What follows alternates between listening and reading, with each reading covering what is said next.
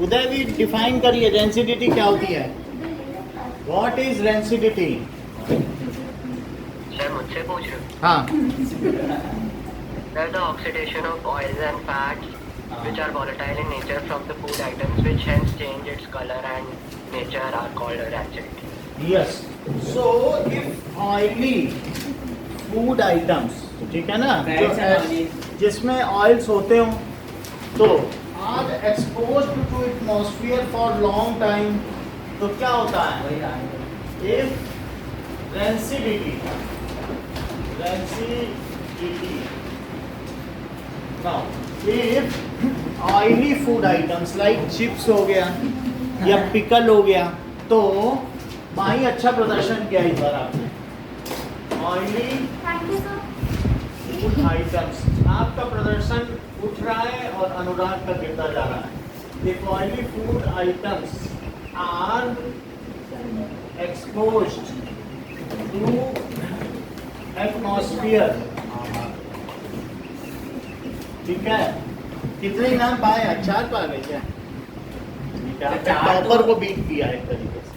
आपने कितने पाए? सर 3। सर 4 हो गए मेरे बेटा। आज कितने पाए?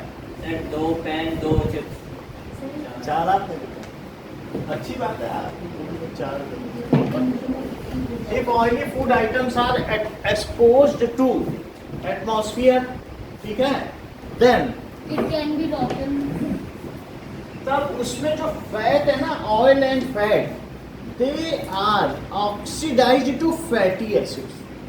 इसमें कन्वर्ट हो जाते हैं वो फैटी एसिड। जैसे विनेगर होता है बड़ा कड़वा कड़वा, फैटी एसिड्स का मतलब है कि एक फैट है तो फैट से वो किस में बदल गए, उसमें ऑक्सीजन जुड़ जाने से उसमें कड़वा बना जाता है। कभी आपने देखा कि बटर अगर बहुत पुराना है ब्रेड में लगा तो कड़वा कड़वा होता है, रैंसिड बटर। इतना हम लोग फ्रेश बटर खाते हैं, लेकिन अगर ऐसा हो 2 महीने 4 महीने पुराना हो या खुला रख दो अपने ही घर में, एक कटोरी में रख दो, सोचो रोज रोज यूज़ करेंगे, थोड़े दिन बाद उसकी फ्रेशनेस चली जाएगी और कड़वा हो जाएगा। या अचार बहुत दिनों पुराना हो तो उसमें कड़वाहट आ जाएगी। सर उसमें तो वो कुछ अचार में तो वाइट वो तो फंगस है। देन फैट एंड ऑयल, देखो बात समझो, fat and oil present in oil, जरा देख लीजिए, ये होता है ऑयल में C3H7CHO, ये ऑयल है, एल्डिहाइड है। ऑयल है सर। और ये किसमें बदलेगा? C3H7COOH। इसमें ऑक्सीजन जुड़े, क्या एक ऑक्सीजन जुड़ गई क्या? देख लो, एक ऑक्सीजन और ऐड कर दो तो क्या यही ना बन जाए? एक। अच्छा ये क्या है बताओ? ऑयल। दिस इज, ये जो भी चीज है ये ब्यूटाइल्डिहाइड है या अमूल बटर है, और ये ब्यूटाइलिक एसिड है, दैट इज रैंसिड। वो क्या है? ब्यूटाइल। ये अमूल बटर है, सर वो फैटी एसिड है सर। ये फैट है। फैट्स क्या होते हैं? एल्डिहाइड्स। ये कैसे होते हैं? ये जो ग्रुप है इसका ग्रुप का नाम क्या है? एल्डिहाइड। और जो COOH ग्रुप है उसका नाम क्या है? Fatty acid. फैटी। और CHO है एल्डिहाइड। एल्डिहाइड का मतलब है कि CHO जिसमें एरोमा अच्छी होती है, अलग अलग फंक्शनल ग्रुप है। C में एक खुशबू, और इसमें क्या लगा है बताओ? C3H7 लगा है कि नहीं? C3H7 इस ग्रुप में। ये है ऑयल, इसका नाम क्या बताइए? ये सिर्फ आपकी जानकारी के लिए बता रहा हूँ। और इसमें एक ऑक्सीजन जुड़ गया तो ऑक्सीजन खत्म, हम तो यहाँ बीच में आ जाएंगे, हमको भी जगा दो तो, लेकिन उसके आ जाने से काम बिगाड़ा हो जाता है और ये क्या बन जाता है? Fatty acids. अब कोई भी चीज एसिडिक होगी तो क्या वो खट्टी नहीं हो जाएगी? नींबू ही खट्टा हो जाता है। तो अब क्या लिखोगे कि oil and fat present in oil in edibles. उसमें भाई आप कोई चिप्स तलोगे तो हमने क्या कहा? एक food items, oily food items जैसे क्या हो गया? क्या चिप्स हो सकते हैं? तो उनको अगर हम एक्सपोज कर दिया जाए then the fat chips oil कैसे होते हैं? तो डीप फ्राइड होते हैं। चिप्स है ना, तो चिप्स ऑयल से ही तो फ्राइड है, तो उसका कंपोनेंट्स रहते हैं। डीप फ्राइड कुछ भी तेल तो रहेगा ना। चिप्स खाते हैं तो क्या उसमें तेल नहीं है? हाथ से पकड़ने में तेल नहीं आ जाता?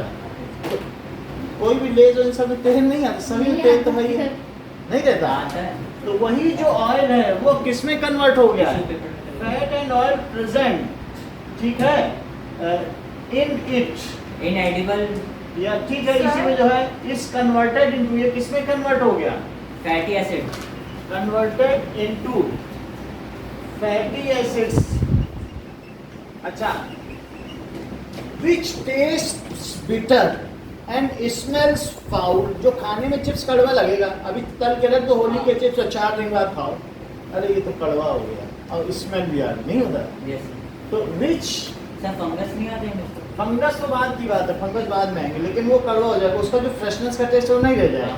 सर वो सीले हो जाएंगे और ऐसे फ्लेक्सिबल हो जाएंगे, फ्लेक्सिबल वो सब की बात की बात है, ये सब राजस्थान में नहीं होता, ये इतना ड्राई एटमॉस्फेयर, यहाँ तो फ्लेक्सिबल होता ही नहीं, इसीलिए तो सारी चिप्स और सारा पूरे भारत का मिक्सचर यहीं बनाया जाता है, क्योंकि ह्यूमिडिटी है ही नहीं, बीकानेर पूरा बनाया जा रहा है, इसलिए विच, हाँ सर यहाँ पे ऑक्सीजन जो है वो कैटलिस्ट है, तो सर वो कैटलिस्ट नहीं है, ऑक्सीजन यहाँ रिएक्ट कर रहा है, सर तो तो ये प्लस प्लस होकर देते हैं, सो दिस इज ऑक्सीजन यहाँ रिएक्ट करता है, और ये मतलब हाफ O2 लिख लो, और इससे रिएक्ट करने के बाद क्या होता है, ये इस तरीके से रिएक्ट नहीं करता है, हम लोग KMnO4 डालते हैं, पोटेशियम परमैंगनेट जानती हो, पर्पल कलर का, उसमें बहुत ऑक्सीजन है, KMnO4 4 ऑक्सीजन, KMnO4 नहीं देखा है, पर्पल कलर का होता नहीं, तो KMnO4 नहीं देखा है।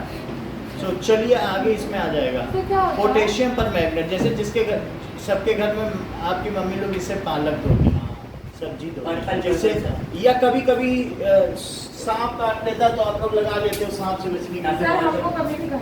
नहीं काटा तो कोई बात नहीं, और ये पर्पल इसका ये सर क्या जिसका हमने फर्स्ट डे जलाया था दूसरा गिर गया। है ना, वही तो है, ये पोटेशियम परमैंगनेट इसी कलर का होता है, एक छोटा सा अगर इसमें क्रिस्टल डाल देंगे तो उससे क्या होगा कि हमें ज़्यादा देखना नहीं है, बस इसमें बहुत सारा ऑक्सीजन है, और इसका नाम क्या है बताइए?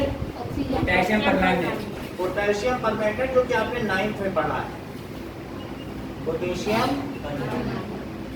Purple colour. अगर ये चीज इसमें पड़ जाए तो ऑक्सीडाइज रहता है, लेकिन ना भी पड़े, हम तो एटमॉस्फेयर में देख रहे हैं, वहाँ तो पोटेशियम परमैंगनेट नहीं है, सर Mn तो मैग्नीज होता है ना, होने दो, लेकिन उसमें क्या होता है कि जो एटमॉस्फेयर की ऑक्सीजन से वो रिएक्ट करके किसमें बदल जाता है बताओ? फैटी एसिड में बदल जाती है oxygen, which tastes bitter and smells foul and unfit to eat, उसको खाया भी नहीं जा सकेगा क्योंकि बीमारी कर देगा।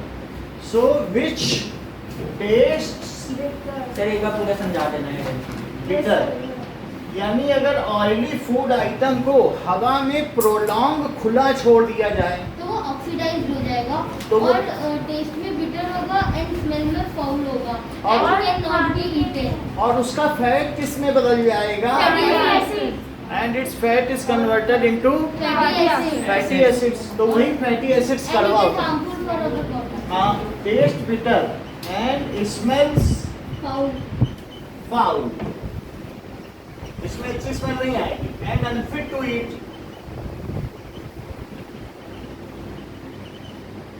ठीक है, it is said Unfit to so the food item becomes rancid and the process is called rancidity. यही definition Become rancid. Food item becomes rancid and the process. दूसरी भी लिखवा देते हैं. Process is called rancidity. Conversion of oil or fat present in oily food items into fatty acids is called rancidity. It can not be eaten, it is वो बात की बात है कि नहीं किया जा सकता, लेकिन रेंसिडिटी की दूसरी डेफिनेशन क्या है?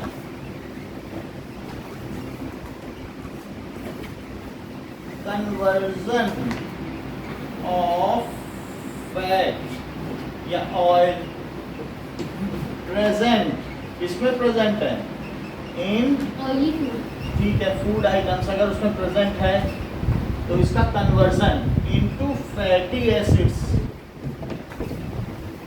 कब फैटी एसिड में बदलेगा? Sir, when exposed to air.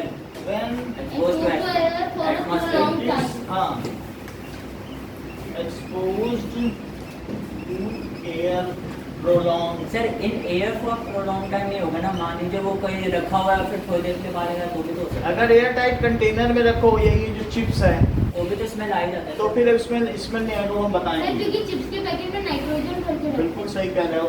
सो इस कॉल्ड, इसको क्या कहते हैं? रेंसिडिटी। इसको रेंसिडिटी कहते हैं। अब आके लिख दो कि रेंसिड फूड जो है, कड़वा फूड है। हाँ। अगर आपने लेस का पैकेट खोल दिया और सोच रहे हो एक हफ्ते भर बाद खाएंगे, तो खाने लायक नहीं रह जाएगा, क्योंकि उसमें कड़वे चिप्स हो जाएंगे। समझ में आ गई बात? तो इस तरीके से सर तेल की, इसलिए हम जो चिप्स खाते हैं उसमें नाइट्रोजन होता है। हाँ, फ्लश करते हैं, वो बात की बात है। How we can preserve our oily food, तो रेंसिडिटी से कैसे, हाँ, तो वो सारी चीजें लिखे। हाँ, सर जैसे अचार डालते हैं तो उसमें तो ऑयल ही डालते हैं ना, उसमें तो कुछ ऑयल डालते हैं, लेकिन उसका हम ढक्कन तुरंत बंद कर देते सर हैं। उसमें ठीक है कि नहीं? सर प्रिजर्वेटिव और Preservative. सर कॉफी में भी यही सर होता है, प्रिजर्वेटिव कॉफी का का डालते हैं, जो घर पे जैम बनाते हैं उसमें तो ऑयल रहता है, लेकिन उसमें नमक भी रहता है, क्योंकि नमक एक नेचुरल प्रिजर्वेटिव सर है। कॉफी में क्यों करना होता है? कॉफी में सर बोलते कॉफी में पानी नहीं जाना चाहिए, वरना अब ये जरा देखो कि, लेकिन नमक डालने से, सुनिए, नमक डालने से उसका प्रिजर्वेशन होता है, लेकिन रेंसिडिटी से थोड़ी ना बचा सकते हो। हाँ। ऑयल का जार अगर खुला रख दो तो उसमें स्मेल आने लगती, जैसे ही खोलोगे ना, पुराना अचार है, बोलोगे नहीं हम नहीं खाएंगे, ये कैसा अचार है, डब्बा नहीं, पुराना अचार है, खुला रख दिया, किसी ने ढक्कन ढीला छोड़ दिया, फिर उसके बाद कहोगे नहीं, फिर तो स्मेल आ रही है इसमें से। ऐसा होता है कई बार, या कई बार आप देखोगे होटल के अचार में आपको लगेगा ये स्मेल आने लगी है, तो फिर आप कहोगे ये तो रेंसिड हो गया है, इसका जो ऑयल है वो फ्रेश नहीं रह गया, खराब हो गया है। बात समझ में आएगी नहीं? तो इस तरीके से इसको क्या कहते हैं?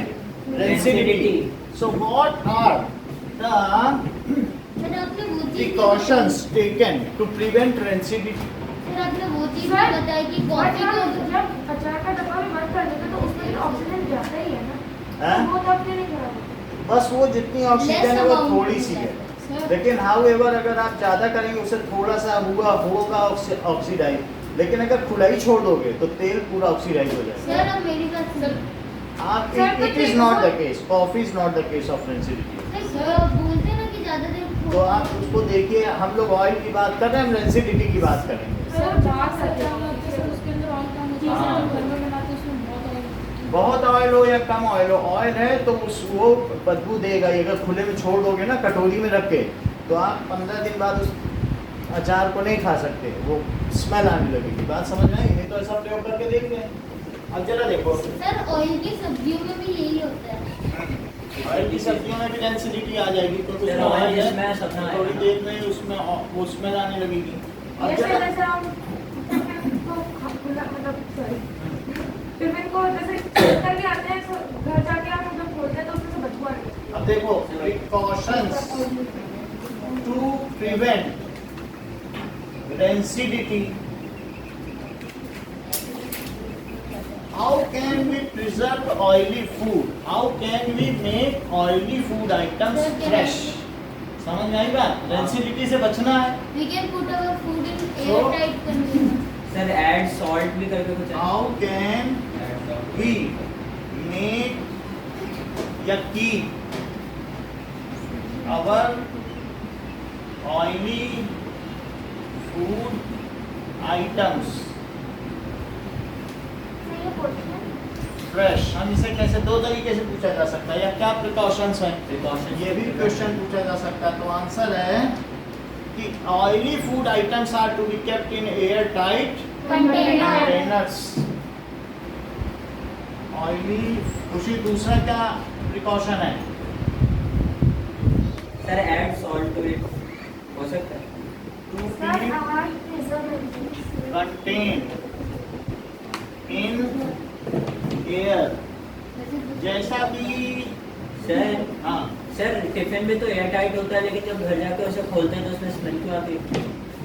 आती होगी क्योंकि एटमॉस्फेयर में बहुत सारे स्पोरोफाइट्स घूमते रहते हैं, छोटे छोटे फंगी, वो उसमें जाके जब उसे डार्क एंड मॉइस्चर चीज मिलती है तो वो उसमें प्रोलिफरेट करते हैं। सेकंड जो शिवम ने बताया कि it is to be flushed, packing, before packing the food items are to be vacuum packed, हाँ जिससे उसमें हवा ही ना रहे, और it is to be flushed with nitrogen nitrogen, क्योंकि nitrogen is inert in nature, it does not react with in. ये अगर हमारे एटमॉस्फेयर में 79% नाइट्रोजन है, क्यों 79 है?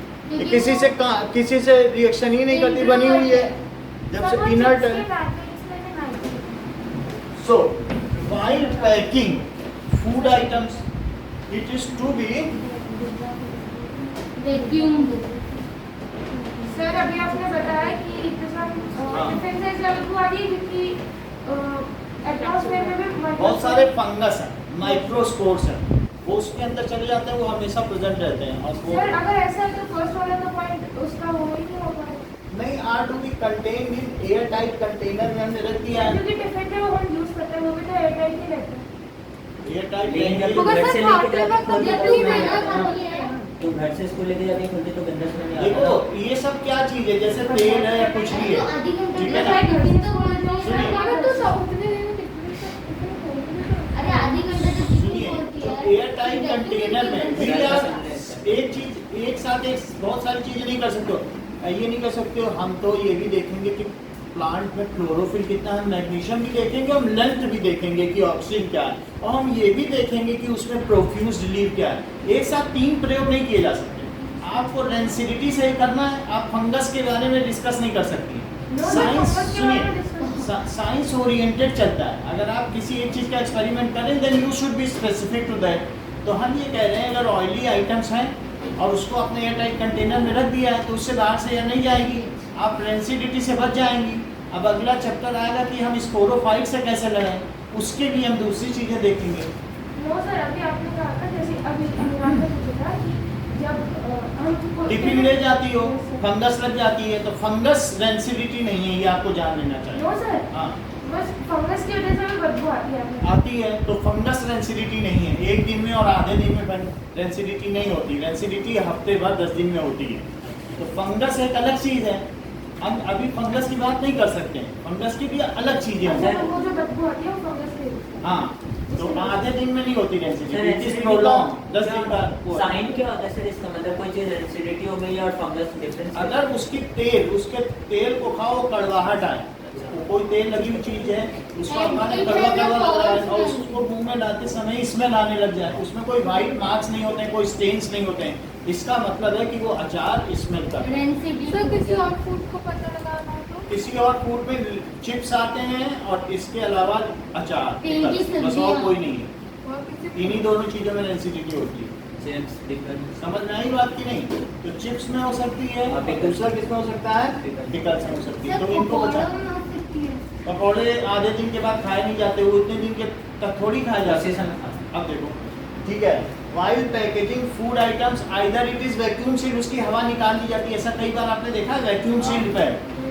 तो उससे क्या होगा, जब एयर ही नहीं होगी तो क्या फूड आइटम क्या होगा, रिएक्ट नहीं हो उस एयर से रिएक्ट नहीं होगा। सो या फिर से नाइट्रोजन उसमें डालो। It is either vacuum sealed और दूसरा और ठीक है फ्लश्ड विद। सर वैक्यूम की सर स्मेल फ्लड का मतलब BACULE सर फ्लड का मतलब फ्लश का मतलब तो सर बाहर निकालना ना। ये बात सही कह रहे हैं, अगर हम एक बार नाइट्रोजन डाल देंगे तो अंदर की गैस बाहर निकल जाएगी, क्या ऑक्सीजन। ये सर तो ये जैसा शिवम ने कहा, इस बात को देखो, ये लेस का पैकेट है और इसमें फ्लशिंग कर दें अगर नाइट्रोजन तो अंदर की हवा बाहर निकल जाएगी, अपने आप नाइट्रोजन चली जाएगी, फ्लश कर। ओ और तीसरी चीज antioxidants are added in it. अगर ऑक्सीजन गलती से चली भी जाए तो हल्दी डालो, वो हल्दी सारे ऑक्सीजन को एब्जॉर्ब कर लेगी। और भाई पिकल में तो खूब हल्दी पड़ती है, 100 ग्राम तक डाली जाती है। क्यों डाली जाती है? इट इज एंटीऑक्सीडेंट, ऑक्सीजन को रिएक्ट ही ना करने दे। वैसे एंटीबायोटिक आल्सो। बायोटिक नहीं डालेंगे, ऑक्सीडेंट, ऑक्सीजन को जो ले ऑक्सीडेंट ले डालेंगे पर सर हल्दी कहीं ना कहीं हमारे शरीर को भी तो बेनिफिट करेगी। करने को दो रीजन। करने दो और भी रीजन। हमें डेंसिटी से मतलब है, बाकी से आपको होगा। हम डेंसिटी पढ़ रहे हैं। सो एंटीऑक्सीडेंट क्यों ऐड किया जाता है? क्योंकि ऑक्सीजन उसको किसमें ना बदल दे, हाँ फैटी एसिड में COOH मैंने बदल दिया, देखो उधर। ओके सर वो इसको डेंसिटी के पहले क्या लिखा है सर? सर इसको डेंसिटी प्रोलॉन्ग, ठीक है। यदि कोई भी चीज जो तैलीय पदार्थों को दीर्घकालिक अवस्था में वातावरण में उन्मुक्त रूप से छोड़ दिया जाता है, ठीक है। अब देखो मैं प्रोलॉन्ग की हिंदी बता रहा हूँ। अच्छा ये जरा ये बताएं कि antioxidant is added to idea, समझ में आई? तो लाइक टर्मरिक, एंटीऑक्सीडेंट कौन सा होता है? टर्मरिक सॉल्ट टर्मरिक होता है बस। Is added to to the oily food. To prevent them from चौथा क्या है? It is kept in refrigeration. अगर फ्रिज में अचार और रखो। इन सबको फ्रिज में रखोगे तो भी उसका चलिए ना, अचार oxidation को कभी फ्रिज में रखते हैं, सर जो बाहर से उसमें तो कंटेनर में रखते हैं। रखते होंगे, सर एक लेकिन चीज पूछनी है, मिल्क भी रेंसिडाइज्ड ठीक है। ऑयली फूड आइटम्स, एक मिनट बता रहा हूँ, वही are to be fat kept, उसको किस में रखना चाहिए? Kept in refrigerator. रेफ्रिजरेशन। और sir in cold climatic condition चाहे तो इसको हमने air seal container, air less tight then container, 50 degree Celsius. इतना ही चार है। समझ में आ गई बात? अब हम देखेंगे कोरोजन, हमने देख लिया था। What are the methods to prevent corrosion? Eating up of the metal when they are exposed to atmospheric condition prolong is called corrosion and ultimately they lose their tensile strength, they can not bear load. अगर जंग लगल हुआ है तो क्या वो फूल बन सकता है उसका? तो इसका मतलब है eating up of metal, metal खा लिया गया। If they are exposed to atmospheric कौन खाया उन्हें? एयर की वजह से ऑक्साइड, वो कार्बोनेट ये सब उनके ऊपर ऑक्साइड के लेयर लग गए। मेटल ऑक्सीडाइज हाँ। हो जाता है। सो नेक्स्ट क्वेश्चन क्या पूछा जा रहा है? How to Corrosion. Prevent corrosion? Yes, how to prevent corrosion corrosion, और प्रिकॉशन टू प्रिवेंट कोरोजन। ठीक है। What are the measures you will adopt to prevent? Sir electroplating हो सकता है, अब वो हम देखेंगे। पेंटिंग। सर जब फूल का जंग लग जाती है सर तो वर्कॉन्शियस होना वगैरह कुछ थोड़ी ना होना। हर बार नया बनाएगी। यही तो हम बहुत अच्छा क्वेश्चन पूछ लिया कि इन्होंने कहा कि हम डेवलपिंग कंट्रीज क्यों हैं और अमेरिका डेवलप्ड कंट्रीज क्यों हैं? क्योंकि हम ट्रॉपिकल रीजन में हैं। यहाँ रस्ट, एक्सेसिव हीट है, बारिश है, यहाँ पर प्रेसिपिटेशन सबसे ज़्यादा है। इसकी वजह से यहाँ लोहा जो है 1/3 जितना हम एक्सट्रैक्ट करते हैं, प्योरीफाई करते हैं, 1/3 लोहा तो बिकते बिकते तक खराब हो जाता है। और उसके बाद बनते बनते भी यहाँ पर अगर उसकी लाइफ 15 साल है तो वहाँ पर 50 साल है। उनको कुल उनका 50 साल पहले का भी नहीं आया, हमें 15 साल 20 साल में तोड़ना पड़ रहा है।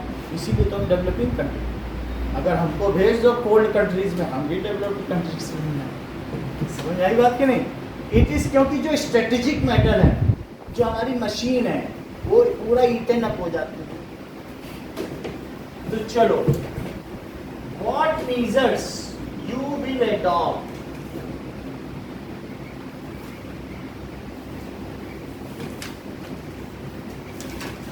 to prevent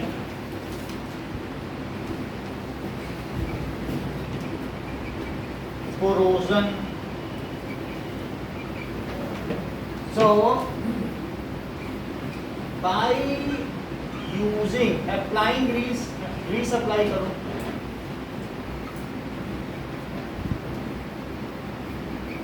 अगर आप ग्रीस अप्लाई करोगे टू मूविंग पार्ट्स पे पेंट नहीं लगा सकते हो ना।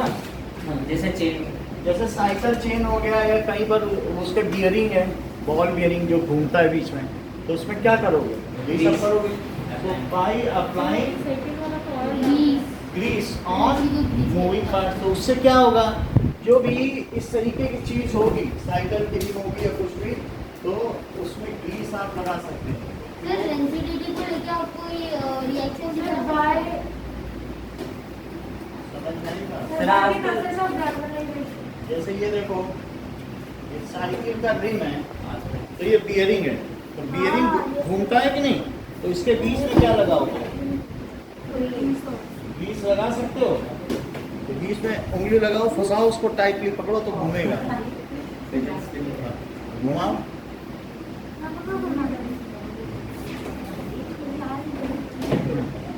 घूम रहा है कि नहीं। तो इसमें हमें क्या लगाना चाहिए, बियरिंग्स में ग्रीस लगानी चाहिए, ठीक है। अच्छा सेकंड क्या होगा, इलेक्ट्रोप्लेटिंग अगर sir by the process of galvanisation, by painting हाँ पेंटिंग जो भी मेटल ऑब्जेक्ट्स, आयरन और ऑब्जेक्ट्स, सर उसको कौन से पदार्थ से पॉलिश करना सर बोलते हैं ना ब्लैक या ब्राउन पेंट से करना चाहिए कुछ। आयरन ऑब्जेक्ट्स क्यों ऐसा क्यों करते हैं, पेंट क्यों करते हैं, और अप्लाइंग प्राइमर्स, दो सर अलग चीज़ बता रहा हूं। एक लेयर आ जाए जिसके कारण सर वो ऑक्सीजन उसके ऊपर डिपॉजिट ना हो। ऑन ये जो भी है आयरन आर्टिकल्स,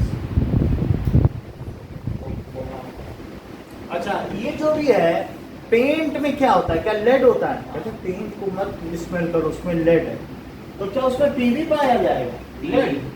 और हमारा जो आयरन आर्टिकल है क्या उसमें रस्ट लग गया, यस सर, रस्ट ही हो गई, हमारा गेट गिरने वाला है, हमने लगा। उसमें पेंट करके लगा दिया। और सर पेरिस लगा सुन लो, तो ये लेड कहेगा I am more reactive than you, then how you can oxidise, क्या कह रहा है, प्लस एफपी, देखो ये कह रहा है मैं तुमसे ज्यादा रिएक्टिव हूँ, मैं ऑक्सीडाइज होऊंगा, तुमको नहीं होने दूंगा। तो जब पेंट लगाया क्या वो आयरन को फिर से जिंदा कर देगा, हाँ चेक करो, तो ये क्या बन जाएगा, PbO बन जाएगा कि नहीं, और Fe बना देगा, जितने O है यहाँ F3 लगा दिया, अरे तू बोलो ऐसा हुआ कि नहीं।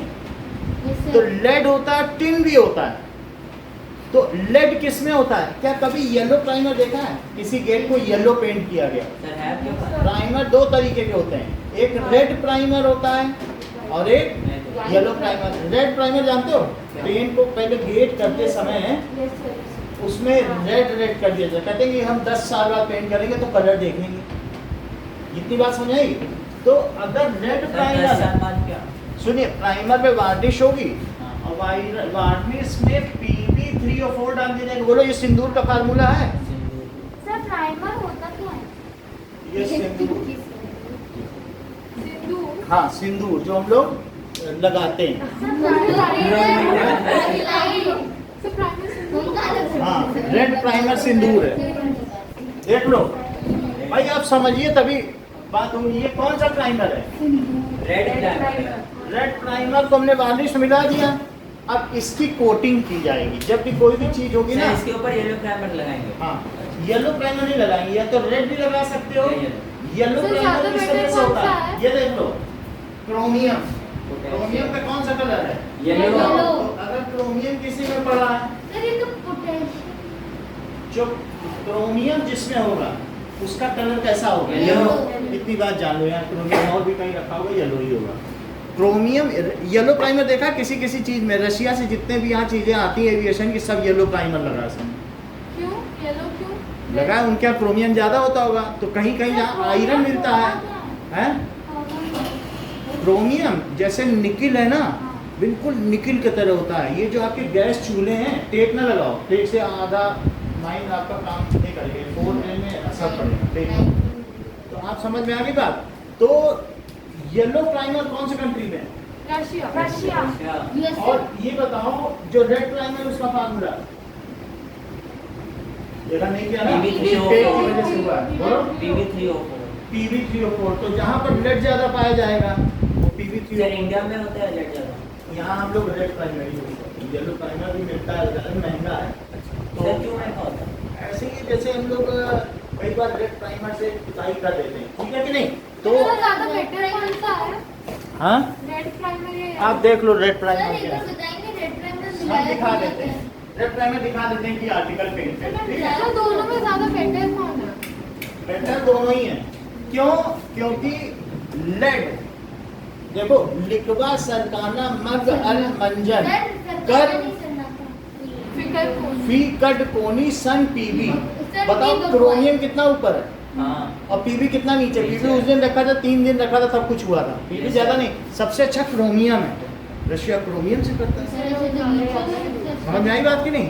हम यहाँ लेड प्राइमर यूज़ करना है, बात समझ में आ गई? तो सर हम क्यों नहीं वो यूज करते? नहीं होगा हमारे पास क्रोमियम, ज़्यादा महंगा होगा। जो चीज़ अवेलेबिलिटी होती है ना कहीं, और सर रेड प्राइमर ज्यादातर किधर मिलता है? रेड प्राइमर इंडिया में खूब चलता है, तो हम तो खूब रेड अरे प्राइमर नहीं सर सर मिलता एक्टिविटी सीरीज में सस्ता सभी है। दुकानों में पेंट की दुकानें मिलता है।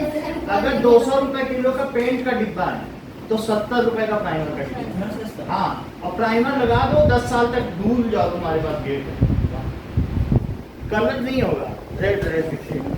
लेकिन इंडस्ट्रियल एरिया में सब जगह यही लगता है, समझ आई बात की नहीं? सर फिर इसको मैंने पेंट कर दो। उसके ऊपर पेंट कर दो और मजबूती आ गई। सर एक बात तो क्या आयरन मिलता है आयरन जमीन से निकाला जाता अरे है, भाई मिनरल्स में आता है, जमीन से निकाला आयरन, यहाँ पर ये पूरे फॉर्म में होता है सर वैसे रेड। सॉलिड होगा। अभी हम बता दें, अब जरा देखो मेटलर्जी है आपके, तो जमीन के नीचे उसका जंग नहीं लगती। जंग लगा हुआ ही आता है, उसको हम मेटलर्जी करके प्योरीफाई करते हैं। अब देखिए कि now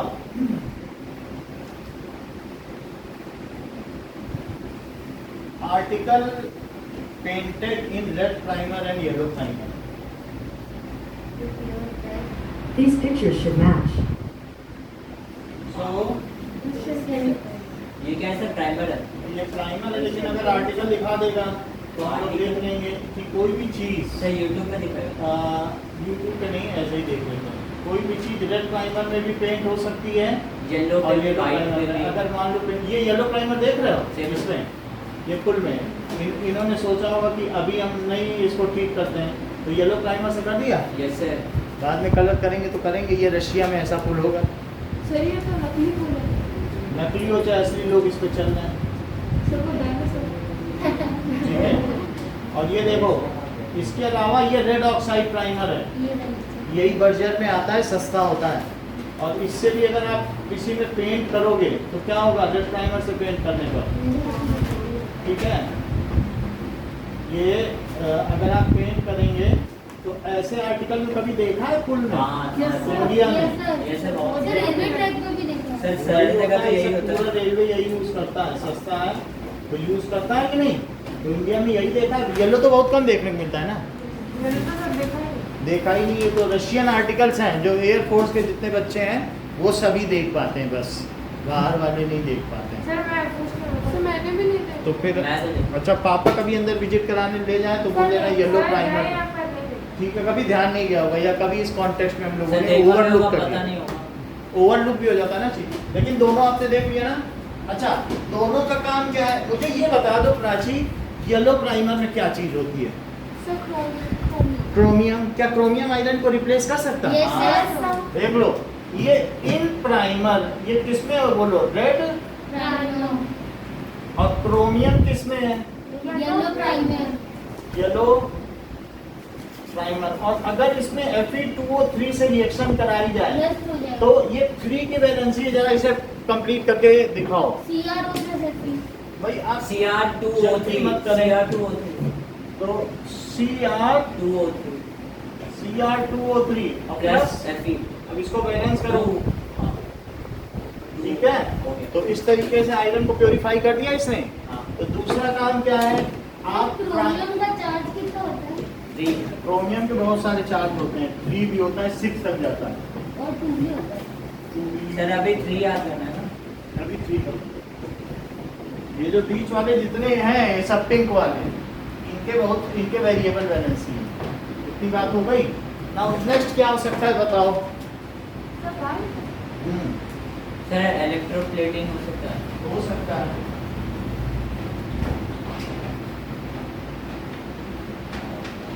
electroplating Nandita Google map.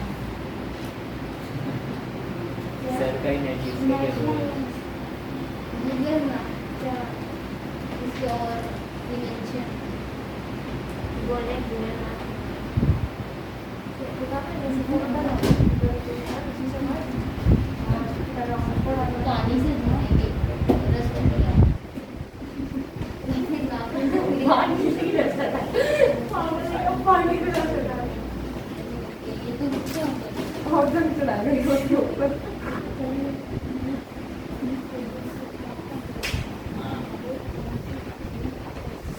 मेरा रिश्ता कैसा काट वो किस साइड से जाता है? सर सर आपने तो ऐसे ही तरीके बताए हैं, सबसे थोड़ी का शेप हटाने का। सर पानी डाल दो उसके ऊपर। ये नुकसान करा देगा, मैं बता रहा सर हूँ। क्या पानी डाल देगा और रश कर देगा। सर पानी से ही तो रस बनता है।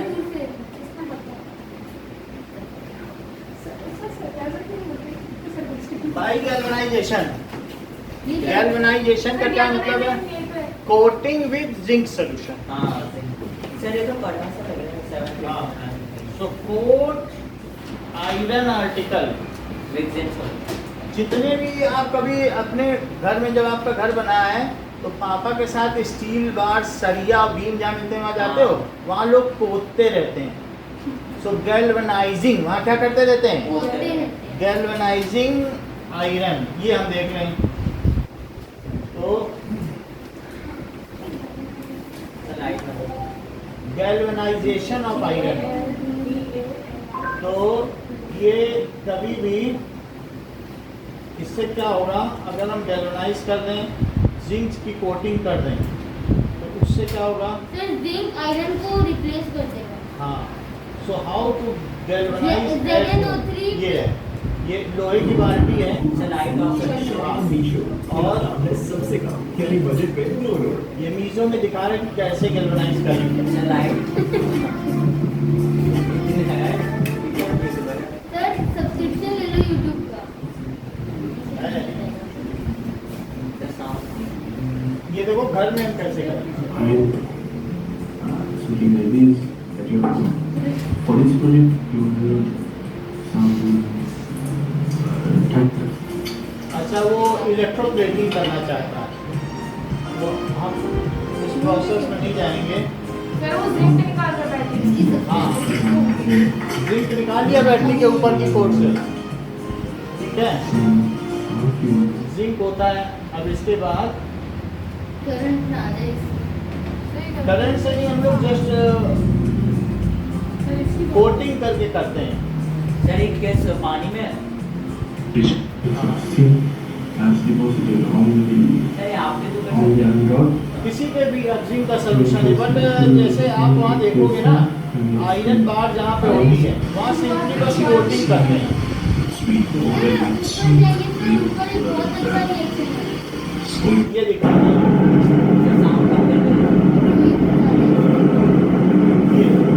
सर वो क्या कहा? ये आयरन आर्टिकल्स हैं और इसको हम क्या करेंगे? गैल्वेनाइजिंग बेड है, उसमें डाल देंगे, so it will get galvanised. बहुत ज़्यादा क्वांटिटी।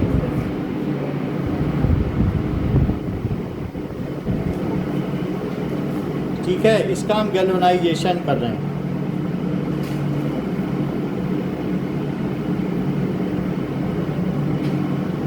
सो बस उसी में डिप कर दिया जाएगा। डिप कर दिया गया है, ठीक है। हो सकता है वो थोड़ा गर्म हो, इस वजह से ऐसा किया, हीट किया, हीट करने के बाद गैल्वेनाइज किया। बट ऐसा ज़रूरी नहीं है। हमने जहाँ जहाँ पे भी देखा है, जितने आयरन के बार है ना, वो जिंक का सोल्यूशन पोतते रहते हैं, बस सिंपल प्रोसेस, उससे उनका बच जाता है। तो जिंक का सोल्यूशन ले लिया किसी का, थोड़ा सा एसिड डाल के बस उसी से पोत दिया है। ये तो पेंटिंग है, ये रेड ऑक्साइड नहीं है, पेंट है, ठीक है। तो तीसरी चीज क्या बताई? Coat iron articles with zinc.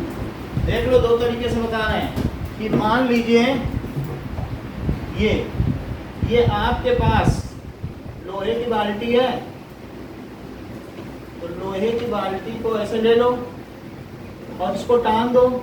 अब इसमें ये सेल लगा दो और ये सेल में क्या जिंक का एक बार लटका दो। जिंक की बार दिखाई कि नहीं? तो ये Zn है और ये बताओ ये किसकी बकेट है? आयरन। आयरन की बकेट है। आयरन की बकेट। सुनिए, अब इसमें Zn का सोल्यूशन ले लो। इसका सोल्यूशन ले लो, सर कुएं में डालना है क्या इतना बड़ा? Cl2। तो अभी कितना बड़ा दिखाया आपको? सर Fe क्या मेल्ट हो गया है अब वो? ये देखो, सर Fe मेल्ट हो गया है, सॉलिड स्टेट में है। ये ऐसा है, बताओ, ये माइनस है, ये क्या है प्लस प्लस, ये माइनस, सब जगह माइनस माइनस हो जाएगा। सर इसका Yes, sir. स्टेट क्या है, सॉलिड लिक्विड क्या है? सॉलिड ही होगा। आयरन की बकेट उसमें डाल दीजिए, और जिस आर्टिकल में आपको करना है ना हाँ। उसको निगेटिव चार्ज करिएगा, तो क्या जिंक आके इस पे चिपक जाएगा, हाँ और एक जिंक चिपकेगा तो क्या इसमें से एक जिंक उतरेगा, हाँ। Yes sir. क्योंकि क्लोरीन तो कहीं नहीं जा रहा है, तो एक जिंक उतरेगा, तो बताओ एक जिंक अगर इसमें से उतरेगा तो क्या 2 इलेक्ट्रॉन जनरेट होंगे। Yes sir. Zn2+ उतरा तो 2 इलेक्ट्रॉन जनरेट हुए, क्या वे इलेक्ट्रॉन उधर भागेंगे, और they will promote that more zinc is to be ultimately उसके ऊपर चढ़ता जाए, निगेटिव आएगा कि नहीं। ये देखो इलेक्ट्रॉन किधर जा रहा है, अंदाज समझ में आ रही है बात कि नहीं, टेक ओवर। फिर से समझो, ये प्लस माइनस लगा दिया, हाँ। इस चीज को कहते हैं इलेक्ट्रोप्लेटिंग, हाँ। जैसा कि वो लड़का कर रहा था। तो उसमें क्या किया था Fe को- कि जिस चीज में करना है, बकेट को करना है, तो बकेट को उसने निगेटिव चार्ज कर दिया। तो सर ये पानी में डालना है? पानी में नहीं, ZnCl2 के सोल्यूशन में ZnCl2 ले लीजिए और थोड़ा सा H2SO4 डाल दीजिए, और ये 15% रहेगा, और बाकी जो भी होगा 80%, ठीक है, 85% पानी रहेगा, 80% ले लो, 5% वो ले लो, 80% वाटर, H2 और बाकी ये 5% की, और बाकी जिंक तो पड़ा ही है, यस सर। जैसे जैसे जिंक जाएगा ये उतर जाएगा कि नहीं, समझ में आया ये एसिडुलेटेड सॉल्यूशन। तो जिंक इस पे चढ़ा, क्यों चढ़ा, सर क्योंकि आयरन नेगेटिवली नेगेटिव है, तो Zn2+ चढ़ गया जो सोल्यूशन में था। एक जिंक के जाने से क्या एक जिंक उतरा, दो और धीरे plus। धीरे वो जिंक पूरा उसमें आ जाएगा, हाँ तो वो आपसे बोलेगा यहाँ पे भी होता है ये सोस्टी गेट में, तो कहेगा देखो 10 मिनट डालेंगे तो आपसे मैं 100 रुपये लूँगा, और 15 मिनट का इतना, क्योंकि उतना जिंक उस पर चढ़ेगा, वो रेट बताएगा। तो आपको को नहीं 10 मिनट डालो इतना ही हमें चाहिए, ये चीज़। आपका पूरा गैस चूल्हा डाल दिया जाता है निकिल क्रोमियम के सोल्यूशन में, और निकिल क्रोमियम चढ़ गया, मजाल है उसमें रस्ट लग जाए जिंदगी भर। जिंदगी भर नहीं लगेगा। गैस चूल्हा यूज़ करके कभी रस्ट लगी, नो सर। सिर्फ लोहे का है अंदर से, और चूल्हा डाला, और सोल्यूशन किसका है, NiCl2 और Cr Cl3, क्योंकि क्रोमियम की 3 की वैलेंसी है, और निकल की कितनी की वैलेंसी है, 2 की। तो उसी में डाल दिया, सब उस पर चढ़ने लगा, और सिर्फ हमने गैस के चूल्हे को क्या निगेटिव रखा, नेगेटिव। और सब चढ़ गए। बोलो बात समझ में आ गई। तो ये चीज़ है coat iron article with zinc solution. ये भी ना करना हो, ये कर सकते हो हाँ जिंक से, ये गैल्वेनाइजेशन का मुख्य प्रोसेस है ओरिजिनल, लेकिन जो मजदूर यहाँ करते हैं, लेबर करते हैं, वो सिर्फ सर ये कोटिंग, गैल्वेनाइजेशन है या इलेक्ट्रो वाला है? इलेक्ट्रोप्लेटिंग है, Electro- बट निकिल की हम इलेक्ट्रोप्लेटिंग कर रहे हैं। So this is electroplating, galvanisation क्या है? कोटिंग ऑफ जिंक सोल्यूशन, ठीक है, Coat coat iron- iron articles with Z with zinc solution. Particle होगा ना सर। आर्टिकल आर्टिकल का मतलब वस्तुओं को, लोहे की वस्तुओं को आप उसमें करें, तो उससे गैल्वेनाइजेशन के द्वारा भी हम क्या कर सकते हैं, ये कर सकते हैं। So in this way we can preserve applying grease by paint and primers. और कोई भी मेथड किसी को पता है? और sir sir by painting on sir iron. इसमें कोरोजन का पूछा तो सिर्फ आयरन का लिखेंगे। आयरन का ही लिखा जाएगा, क्योंकि वो स्ट्रेटेजिक मैटर है, उससे देश को नुकसान होता है। और किसी में अब एक होता है बाई, आपको मालूम है टेफ्लॉन कोटिंग, तो ये क्या होता है? सर तांबे की तरह है ना, जैसे डोसा बनाने वाली हाँ। कोट है, तो बस उसमें वो लोहे का है बर्तन, अरे सर पानी फेंकने से गड्ढे भी नहीं होते। कुछ भी नहीं होते हैं, क्योंकि वो कोटिंग है, नॉन टेफ्लॉन, होता है। नॉन स्टिक तवा, तो वो टेफ्लॉन कोटिंग, ठीक है कि नहीं। सो भाई नॉन स्टिक कोटिंग तो याद रहेगा, टेफ्लॉन ना याद रहेगा। हाँ। टेफ्लॉन का केमिकल फार्मूला है, वो हम बता नहीं रहे। सर टेफ्लॉन उस पे भी होता है ना, क्या बोलते हैं, हैंडल्स पे, utensils. Coating, non stick coating या टेफ्लॉन कोटिंग, ठीक है। सर क्रोमियम है ना सर वो? हाँ, सर क्रोमियम चढ़ा दो या जिंक चढ़ा दो, दोनों सेम ही बात है। सब सेम बात है, क्योंकि वो एक ही जगह पर हैं, ठीक है। सो अब हम ये देख लेते हैं क्या और भी कुछ है। Methods to prevent corrosion. So let us see if there is some other methods to prevent corrosion. Corrosion prevention methods. Barrier coatings. Octave galvanization, alloyed steel, cathodic और तो protection, कुछ नहीं है। COAT, एलॉइंग प्रोसेस है। Alloying समझ में आया? आपको मालूम है पहले ये जो बाइक बनती थी वो लोहे के पहिए होते थे। अब आप उससे पूछोगे कि बाइक के पहिए, बाइक, अब तो एलॉय के तो अभी पूछोगे इसमें रस्ट तो नहीं लगेगा, बोलेगा एलॉय व्हील है, वो बताएगा ही नहीं रस्ट लगेगा कि नहीं। इसका मतलब है कि अगर आयरन में, क्या आपको ये बात कभी पता चल पाई है कि जो आयरन का ग्लास है, अगर उसमें 0.5% कोयला मिला दो, कार्बन, वो स्टील बन गया, उसमें जिंदगी भर पानी पियो रस्ट लगने वाला नहीं। सर किसमें आयरन के? आयरन में, आयरन में 0.5% कोयला मिला दो। हाँ, और वो पूरे ग्लास को बना दिया। अरे नाम है उसका स्टेनलेस। मजाल है जो दाग लग जाए, सर बहुत भी तो आता स्टेनलेस, है। नाम ही देख लो ना, स्टेनलेस स्टील, दाग लग ही नहीं सकता। पी लो, उसी में पड़ा रहे, 4 दिन बाद बर्तन मांजो। समझ आई बात कि नहीं? इसको कहते हैं भाई एलॉइंग। हम क्या कर वो सकते तो पानी के भी इतना कॉन्टैक्ट हो रहा है। सर आप एडवर्टाइजर बन गए। हैं? आप समझ जाओ, ठीक है कि नहीं? सो बाई एलॉइंग,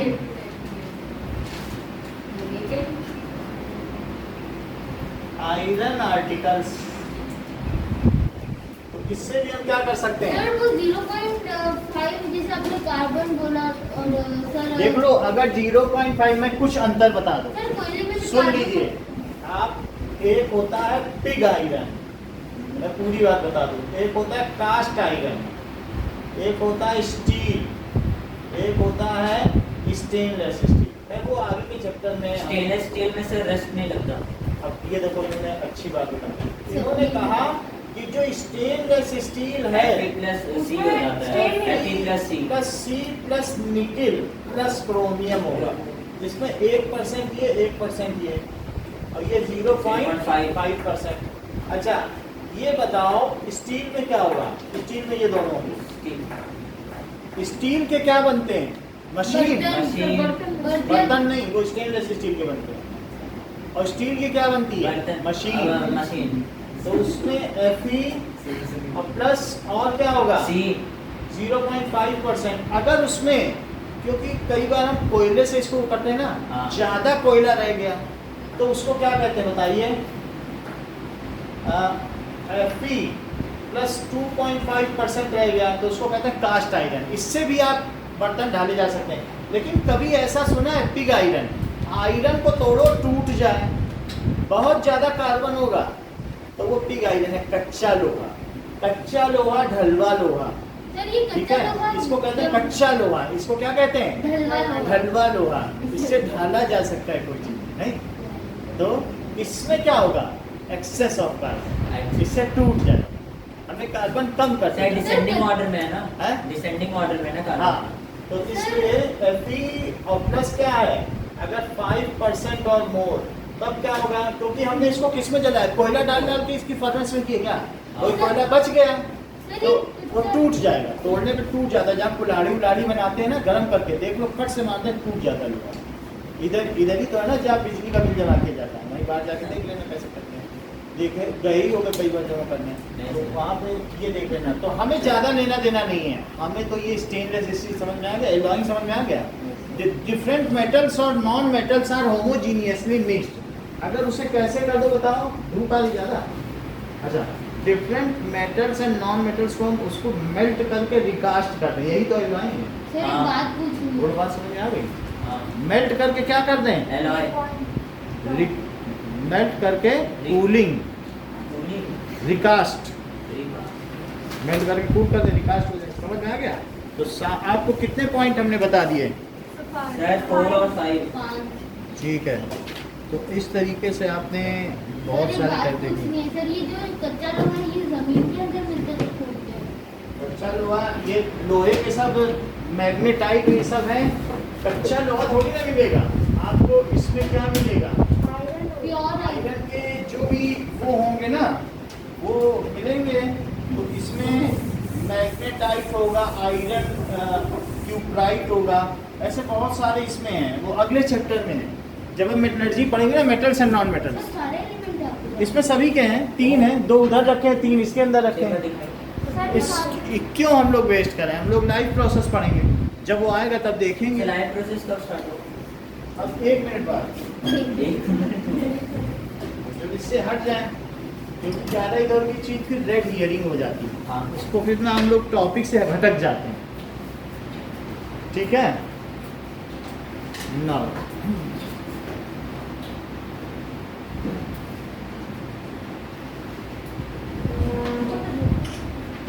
अब देखो, इतनी बात अब हटा दें, दोनों प्रोसेस समझ में आ गए क्या क्या होता है। जिंक में भी यही बात है, अगर जिंक आपने आयरन पर लगा दिया है, देख लो, तो क्या होगा प्राची, बोलो। सर क्या? जिंक कहेगा as I am more reactive than you, हाँ तो क्या करेगा? Fe को रिप्लेस कर देगा। तो क्या रिएक्शन होगी? ZnO। Zn और प्लस Fe बन जाएगा, तो 3 ये होगा और 3 ये होगा, बोलो हो सर ये गई। गैल्वेनाइजेशन का रस्ट लगे आयरन को जिंदा कर देता है, बड़ी बात नहीं, कमाल की। बहुत कमाल। तो जिंक सर जिंदा करके मतलब जो आयरन उसकी टेंसाइल स्ट्रेंथ वापस ले रहे हैं। जैसे कोटिंग कर दी, पेंट कर दी, तो ये ना सोचो वो तो जो जंग लग गया बेकार, बेकार नहीं, उसको फिर से आयरन में बदल देगा, वरना रस्टेड आयरन की क्या मजबूती है? हाँ? केमिकल चेंज, केमिकल चेंज इसलिए रिवर्सिबल होगा, वो केमिकल प्रोसेस से ही होगा, और ये केमिकल रिएक्शन, यही केमिकल रिएक्शन नहीं, सब कुछ बदल नहीं रहा है, कलर चेंज हो जाते हैं सोल्यूशन के। क्या फिजिकल हीटिंग से तो नहीं करवा पाओगे, कोरोजन हीट करके कर लोगे क्या वापस? कोई दूसरे केमिकल से मोर रिएक्टिव से कर रही हो तब हो रहा है, तो कोरोजन को रिवर्स किया जा सकता है। मतलब chemical processes are irreversible, however they can be reversed by chemical method, उसे वापस कैसे किया जा सकता है? Chemical method. समझ में आ गई बात? Yes sir. चलो, now let us come back to life process. Live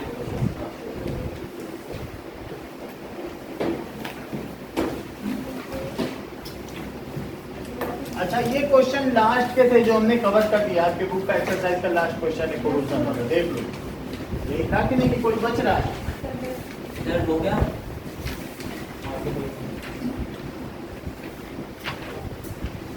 sir इससे पहले वाले चैप्टर भी बहुत इम्पोर्टेंट है। कौन सा? सर ये वाला प्रोडक्ट क्लासिफिकेशन है उसमें। सर ये डिलीट हो गया, लेकिन सर इसमें पूरा एलिमेंट का टेबल याद करना है। हमने तो सब चैप्टर पढ़ा है पिछले क्लास में, अभी इस बार एक कोड ही होगा बस। हाँ सर, लेकिन ये चैप्टर हट गया, मैं सर बताऊँ। और